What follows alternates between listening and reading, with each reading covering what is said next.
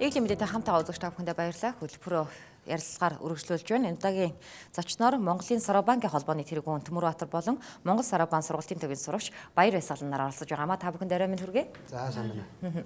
Тэгэхээр Саробаны ач холбогдол болоод зам юм Монголд орж ирэх болсон шалтгаан гэдэг энэ талаар товчхон эхлээд дурдсан зүйтэй болоо гэж бодож байна. Тий, тэгэхээр манайхан энэ мэддэг болсон л да энэ Саробан гэж Япон сампин.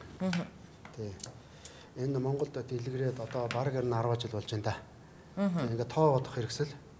За Япончууд дээр үеэс л энэ Саробангаар одоо 5-600 жилээс өмнө бол тоо боддог байсан. Ер нь бол саяхныг хүртэл ерөнхий боловсролын сургуульд бол тооны хичээл бол Саробангийн хичээл байсан.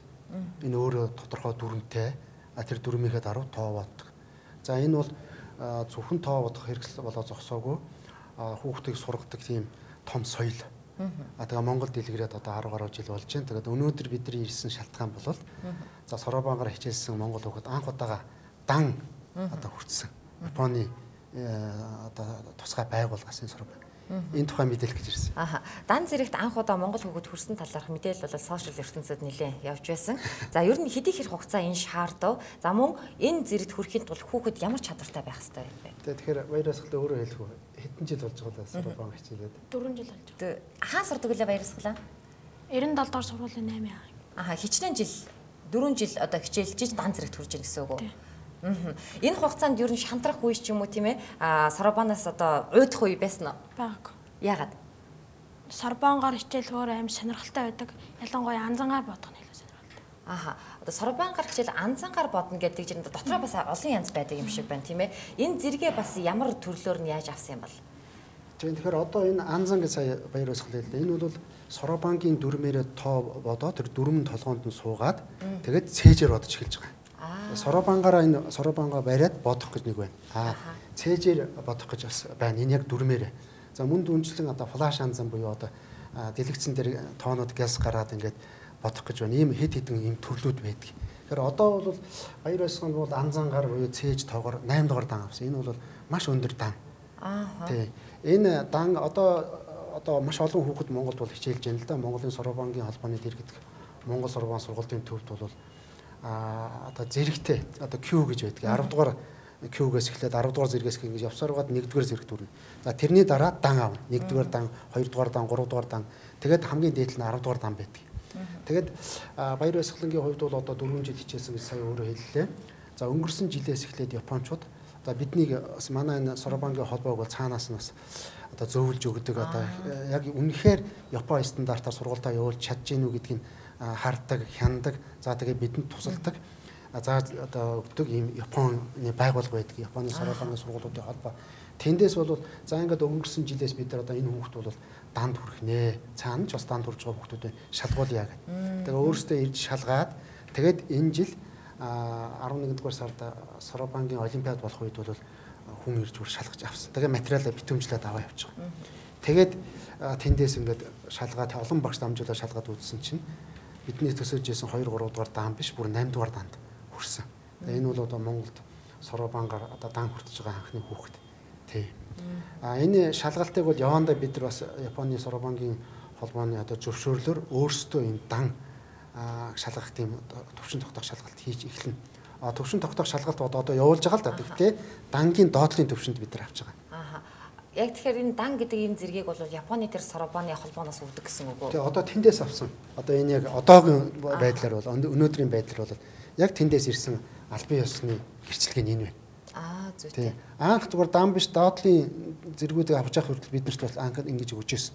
Тэгээ сүүлдээ зөвшөөрлийг аваад дангаас доош төвшөнд бол бид нар бол Монголын Саробангийн холбооноос бол шалгалт авч хүүхдүүд зэрэг өгч байгаа. Одоо дан бол Японоос ингэж анхных нь өгч, бид нар бол явандаа ирэх жилээс ч юм уу тэрний дараагийн жилээс өөрсдөө данг өгдөг болно. Тэгэхээр бас энэ том зэрэгт хүрсэн юм чинь үзэгчдэд тоо бодож үзүүлвэл сонирн байх гэж бодож байна. За тэрний өмнө жишээлбэл одоо миний гарт бол энэ тоо бодлогонууд байна. Энэ бодлогонууд бол дан төвшөнд хүрж байгаа хүүхэд бодох одоо дэлгэцэн дээр харагдаж байна тийм ээ. Нэмэх, хасах, үржүүлэх, хуваах ийм тоонууд байгаа. Одоо жишээлбэл үржүүлэх гэхэд л одоо 3 оронтойгоор үржүүлэх, хуваах гэтэл 6 оронтой 3 оронтойд хуваах гэдэг юм уу ийм байгаа. Жишээлбэл 30 тийм бодлогыг 8 минутанд бодох хэрэгтэй гэж. За одоо нэмэх хасах оролцсон тэр тоо бол метеорын занг бол одоо 60 бодлогыг одоо 4 минутанд бодно ч гэдэг юм уу. Ийм болцлууд байдаг байхгүй юу.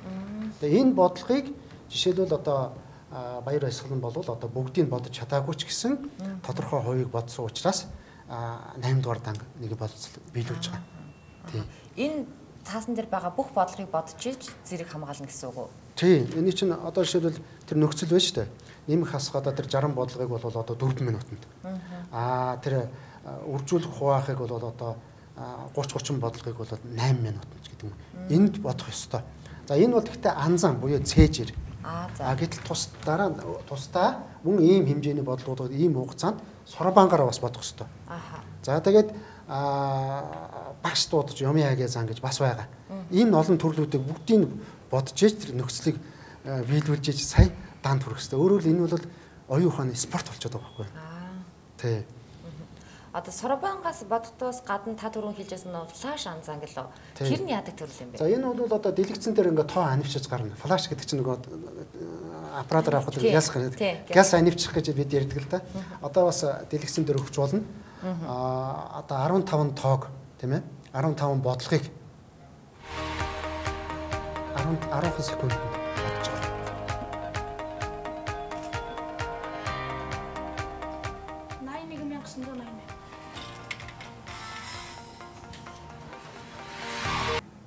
За ингээд одоо 80788 гэдэг энд ийм бас төрөл байна. Өөрөөр хэл энэ маш олон төрөл байна л да. Хараа шалгах тийм ээ. Багш дууд нь одоо ингээд багш дуудаар тоо бас бол бид сонсгол байна. Тэгээд соробангаараа бодно гэдэг чинь хуруугаар ингээд мэдэрч байгаа. Тэгээд одоо мэдрэхүйтэй холбоотой маш олон төрлийн манайхан бодохдоо бол зүгээр л тоо бодуулдаг юм байна. Тоонд бол үнэхээр сайн болно. Тэрнээс цаана хүүхдийг бол олон талаар хөгжүүлж байгаа юм байгаа байхгүй юу. За одоо ингээд тоо бодвол тэрнээс өмнө бол бас нэг юм хэлэх юм байна. Юу гэхээр тэгвэл тоо ч болдго юм байна, мундаг болж байгаа гэдээс гадна хүүхэд өвт тэгш хүмүүждэг байхгүй юу. Оюун ухаанд нь тийм цэгц сууж байгаа. Одоо жишээлбэл баяр баясгалангийн ээж бол хэлж байгаа. За манад бол баяр баясгалан сүлдээ гэр бүлд ямар нэг шийдвэр гаргахад оролцдог гэсэн. Бид нар баяр баясгаланаас асуудаг болсон гэдэг. Гэхдээ яагаад гэсэн чи би энийг соробангийн ач гэж бодоод байна. Яагаад бол нэг л бодоод их тийм цэгцтэй хариу ирээд идэх болсон гэх. Тэгэхээр зөвхөн тоо боддог юм биш байгааз. Тийм байгаа. За тэгээд одоо тоо бодуулж үзье үзэгчд бол бас нэлээд сонирхож байгаа. За манай багш тэнд сууж байгаа. Багш одоо тоо бодно. Ямар тоо бодуулахаа хэлээд ингээд шууд бодуулаад яваа. За баяр баясгалан. Тэгэхээр соробангаар бодуулах юм анзангаар бодуулах юм уу? Анзангаар эхлэв. За анзан. Анзан гэдэг нь цээжэр бодно гэсэн. За 5 оронтой 5 мөрийг 94102 дээр нэмэх нь 67235, нэмэх нь 50896, нэмэх 94137, нэмэх нь 86329. 322,707. За сайн байна. Дараагийн бодлого 89152 дээр нэмэх нь 27419, нэмэх нь 91340, нэмэх нь 17628, нэмэх нь 50267. 275,806. За сайн байна. За завсар дээр дахиад бас тоо байгаа. Сонсож гүйцэж тогтоож амжаагүй байхад хариу нь гараад байна. Тэгэхээр өөрөөр л одоо манай сурагчид хүртэл ярьдаг юм билээ. ертөнцөөс тасрах гэж. Сая бол ердөөсөө тасарсан байгаа. Студ байгаа маягаа анзаарахгүй болчихж байгаа байхгүй. Тэгээд баяр баясгалан бас нэг сонин ярилцлага өгтө хэлсэн байсан тийм. Гадаад үгийг маш хурдан тогтоодог болсон гэдэг. Зөвхөн энэ чинь тооны хичээл биш байгаа байхгүй. Ягаад гэвэл хүн юм цээжлэн юм тогтооно гэдэг чинь бүх юмыг анхаарлаа төвлөрүүлж тогтоож байгаа шүү дээ. Тэгэхээр энэ яг тэнд хэрэг болж эхэлж байгаа гоо. Өөр бусад юмд хэрэг болж эхэлж байна. Одоо энэ соробантайгаа явуул яа дээ. Бодолж юу? За соробангаар бодвол тэрнээс өмнө энэ хараа. Одоо нөгөө зэрэг 10 дугаар зэрэг аваад 9 8 7 гэд ингээд наагаад өгчдөг. Наалтыг. Ингэж яваад 1-р зэрэг аваад хүүхэд дан авч гэлсэн. Дан аваад одоо ингээд Японоос шууд ирсэн 8 дугаар данг энд наагаад өгсөн байг жишээтэй. Тий. За одоо соробангаар бодвол. За багш 7 оронтой 10 мөрийг метеорын зан. За 4 сая 846,941 дээр нэмэх нь 6 сая 382,197, нэмэх нь 1 сая 962,486, нэмэх нь 4 сая 810,419, нэмэх нь 1 сая 368,182, нэмэх нь 5 сая 498,244, нэмэх нь 2 сая 23,788, нэмэх нь 5 сая 668,677, нэмэх нь 5 сая 89,923, нэмэх нь 1 сая 593,000. 39 сая 243,857. За зөв байна. Дараагийн бодлого 4 сая 935,618 дээр нэмэх нь 4 сая 784,031, нэмэх нь 1 сая 610,294, нэмэх нь 5 сая 338,530, нэмэх нь 2 сая 209,101, нэмэх нь 5 сая 177,475, нэмэх нь 2 сая 105,352, нэмэх нь 4 сая 718,646, нэмэх нь 1 сая 463,853, нэмэх нь 5 сая 574,897. 38 сая 167,700. За нэг орон дээр алдсан байна. 37 сая 917,797 гарчээ. За нэг ганц хоёрын алдаа байлгүй. Ийм их хэдэн 10 сая. Энэ хурдан ингэж хэлж яхад 6 оронтой тоог бол 6-7 оронтой тоог бол нэг анзаарахгүйгээр тийм ээ. Хурдхан бодчихж байна. За энэ тоонуудыг бол би нэг тоо бодож шүү дээ. Эндээс наа чин одоо 3 оронтой тоо 3 оронтойгоор тоогоор үржүүлэх нь хамгийн том байгаа. Тий. Эсвэл хуваахч бас бол. За үржүүлээд үссэн үү. За үржүүлээд шууд үржүүлээд. Тий. За баяраас бэлэн байгаарай. За ойлголоо. За ингээ. За хамгийн хэцүү нь байж магадгүй гэл сонгоод. За баяраас анхааралтай. 104-ийг үржих нь 936. 97,344. Тэ одоо чи хариугаа хэлэх хэрэгтэй. 100% юу? Одоо би бол мэдэхгүй байна. Одоо энэ дээр шипи хайж гин. За. Гэх мэтчлээ. За хувааж болно.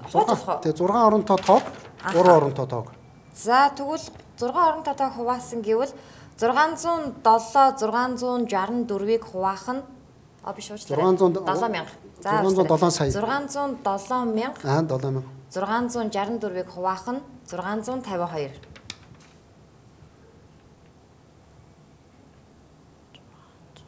930 гэдэг. За 932 тэмдэглэж аваад дараа нь тооны тийм машинаараа тийм байна. Тэгээд бас үргэлжлүүлээд ярихад за хүүхэд маш сайн хүүхэд ээж аав нь бас их хичээж тусалдаг өөрөө тууштай явж байгаа. Манайд энэ монголчууд дутаад байгаа нэг маш тууштай явах гэж. 4 жил яваа. Одоо цаашаа ингэж явах бол энэ хүүхдийн өөрийн боломж ямар гэдэг харуулна. Их гоё эхэлж байгаад хайчдаг хүүхэд зөндөө байна Монголд. Нэгдүгээрт, хоёрдугаарт энэ хөтөлбөр энэ хүүхдийг ийм болгох тийм ээ Япончуудын тэр Япон стандартыг бид нар Монголд нутагшуулж байгаа. Яг Монгол хугацаараас энэ хөтөлбөр их сайн болж байгаа. Манай багш нар маш мундаг. За энэ багш одоо ингээл цаана сууж штэ. Тэгэд энэ багш нар маш их мундаг багш нар төрж гарч ирж байгаа. Багш нар чинь бас шалгуулна. Япон багш нар ирж шалгана. Тэмцээнд оролцохоор очиж бас шалгуулна. За энэ баяр баясгал нь бол өнгөрсөн 15-16 онд Ибаракийн мужид 3 сая хүн амтай Монголтой адилхан тэр мужийн аврах шалралт тэмцээнд одоо 2 удаа мөнгө медаль аваад энэ жил хүрэл медаль авсан. Яагаад хүрэл медаль авсан бэлээ тэр тухай. Яагаад хүрэл медаль авчив? Уул нь бодлогоо зөв боцсон оронгийн таслал дутуу тавьснаас болж. Тэгээд нэг шат буурчлаа багш нар бол мундаг хатуу гэж байгаа. Тэгэхээр ёстой хатуу усууд ингээд бодлогын хариу гаргацсан. Тэр 3 орон ягаад ингэ дандаа тасалтай байх хэрэгтэй. Таслаа орхигдсон чинь алдаа гэж үзчихдэг. Зүйтэй. Тэгээд хүрэл медаль авсан. Уг нь бол тэр бодлогын тэр зөв бодсноор баг алт авах гэж зорилго бол тийм байсан. Тийм учраас их юм ойлгож үзэж явж байгаа. Тийм ээ. Тэр амар биш байдаг юм байна гэж. Нэг иймэрхүү. За ингээд харамслаа бидний ярилцах цаг өндөрлөж байна. Та бүхэнд ажлын амжилт хүсье, замун сургалтын өндөр амжилт хүсье, өвшөө сайн зэрэгээ дэвшлүүлээд бас Монголын анхны гих болгоны бас нэр нөр болж яваарэ гэж хүсье. Баярлалаа. Баярлалаа. Баярлалаа үзэгчдээ. Eagle TV-д мэдээгээ өргөжлүүлэн танд хэдэн хормын дараа үзүүлэх болно.